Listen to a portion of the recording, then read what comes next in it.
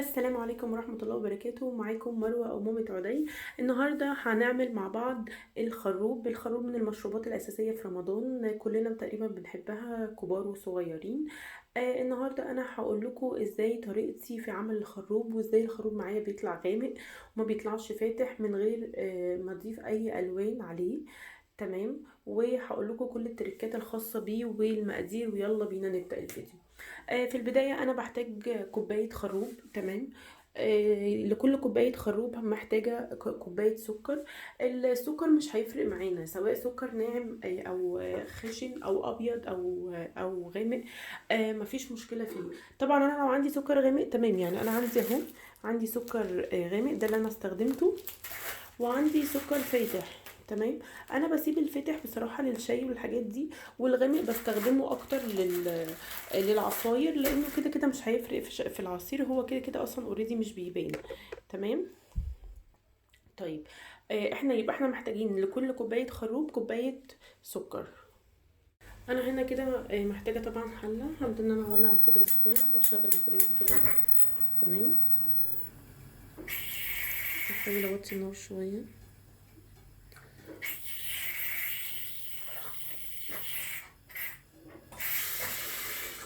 ده صوت الحنفيه فيها هوا. طيب، اول حاجه بجيبها اللي هو كوبايه ببدا احط كوبايه السكر. تمام.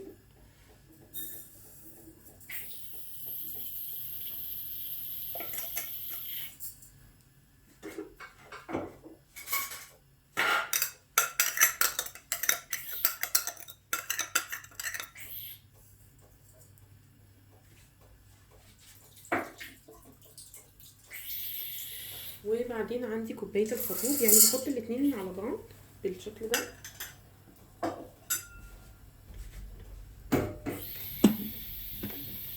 وببدا اقلب.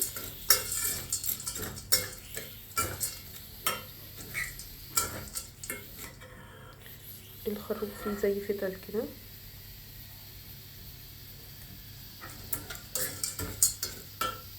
بحاول اهدي النار، يعني ان النار ما تبقاش عاليه.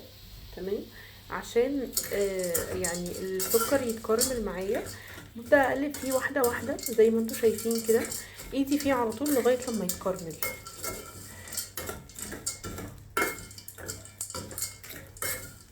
بصراحة الكمية دي كويسة جدا، ان هي بتطلع معايا يعني مثلا حوالي 5-6 كوبايات خروب، اكتر كمان على حسب لو انت خففتيه او انت عايزاه تقيل.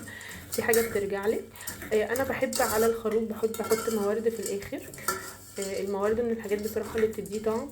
انا من اصحاب مبدأ ان احنا نعمل كل حاجة في البيت بايدينا.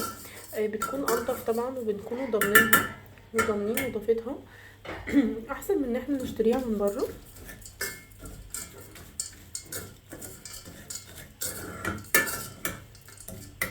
هو هنا هو بدأ يتكرمل. تمام، بصوا كده بدأ يتكرمل.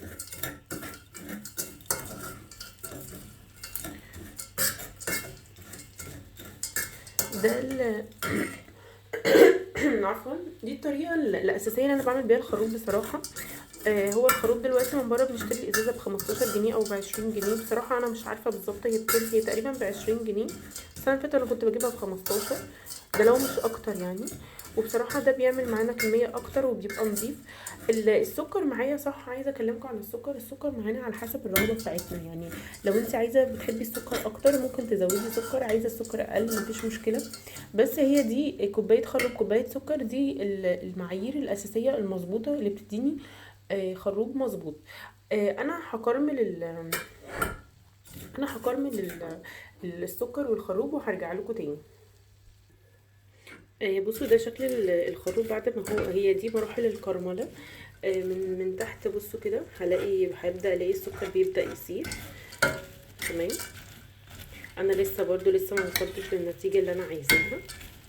انا كل ده عماله اقلب لغايه لما اوصل ان السكر يبقى لونه بني شويه او غامق. هوصل لها برضو وارجع لكم عشان ما اطولش عليكم الفيديو. بصوا هو لسه برضو انا ما وصلتش لدرجه الكرمله اللي انا عايزاها. بصوا هنا كده هتلاقي السكر بيتكرمل. تمام، وبيبدا ان هو يسيح. انا لو حطيت الميه على الوضع اللي انا فيه ده، هلاقي الميه اصلا يعني هلاقي الخروب بتاعي فاتح، مش هلاقيه غامق.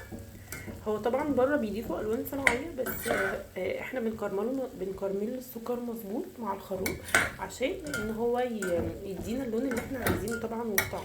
ما بنطولش طبعا على الخروب قوي عشان ما يتحرقش، وفي نفس الوقت يعني بنكرمله مظبوط. هوريكم بصراحه درجه الكرمله بالظبط.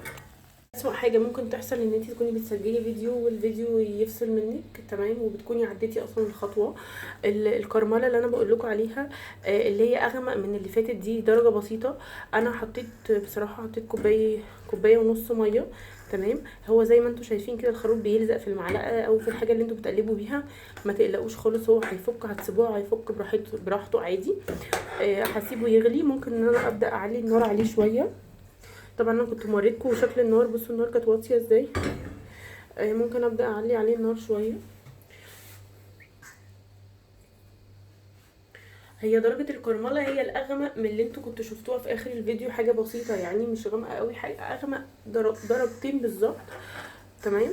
بصوا هنا الخروب عندي اسود اهو غامق. كل الحاجات دي بتطلع عادي، مفيش فيها مشكله اول ما الخروب يبدا يغلي. انا هنا التركية في ان انا بسيب الخروب، التركية بصراحه في حاجتين: في درجه الكرمله اللي هي انا قلت لكم اغمق درجتين من اخر، يعني من اخر تقليبه، والتركية التانية في ان انا بحط ميه قليله وبسيب بسيب الخروب اللي هو يغلي كام غلوه واطفي عليه، وبعد كده بزود الميه، بسيبه ينقع وازود ميه عاديه، تمام. يعني ما بحطش كميه الميه كلها مره واحده، ده بيديني لون فاتح للخروب، تمام. بصوا لون الخروب اهو غامق، تمام. طبعا هو ده تقيل يعني، بس احنا بنخففه بيفضل برضو على نفس الدرجه. بصوا المعلقه اهي بدات تفك عادي، تمام. خلاص ما بقاش فيها حاجه لازقه. هسيبه يغلي غلوتين وبعدين اطفي عليه، يعني اخليه يغلي بس حاجه بسيطه. هو خلاص بيتقل اهو. الرغاوي دي عادي ما فيهاش اي مشكله. اهم حاجه وانتي بتعملي الخروب ما يبقاش عندك طفل صغير جنب منك، او يعني ما يكونش حد بيتحرك، او لو انتي حاطاه في مكان يعني يكون بعيد بس عنك شويه، عشان ما فيش حاجه تقع عليه، لان السكر فعلا بيتحول لجمر من النار يعني، بيبقى صعب جدا. بصوا انا كده حاسه ان هو تمام، مفيش مشكله فيه.